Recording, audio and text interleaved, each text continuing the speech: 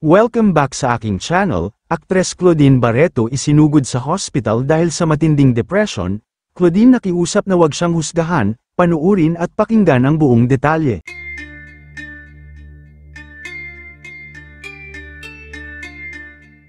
Hindi nga biro ang pinagdadaanan ngayon ng batikang aktres na si Claudine Barreto, ito'y matapos makaranas ng matinding depression, na labis naman pinag-alala ng mga netizens. Napabalitang isinugod kasi siya sa ospital dahil sa kanyang mabigat na pinagdaraanan ngayon. Matatandaan din na ibinahagi ng aktres ang ilang video at pictures ng kanyang kalagayan. Kasabay nito, ay nakiusap din siya sa mga tao na huwag siyang husgahan at sana daw ay intindihin na lang ang kanyang sitwasyon, dahil hindi biro ang kanyang pinagdadaanan. Aniya, so please don't judge, we all need more understanding at compassion. Maraming celebrities naman na mga kaibigan niya ang naawa sa kanyang kalagayan, at nagbigay ito ng suporta sa aktres upang makayanan nito ang pinagdadaanan niya ngayon. Pati ang kanyang mga fans ay nagbigay din ng suporta at umaasa na makaka-recover agad si Claudine sa kanyang depression.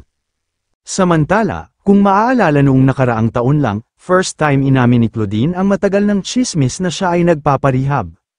Pero nilinaw niya sa isang interview na ito ay hindi dahil sa pinagbabawal na gamot, kundi dahil sa post-traumatic stress disorder.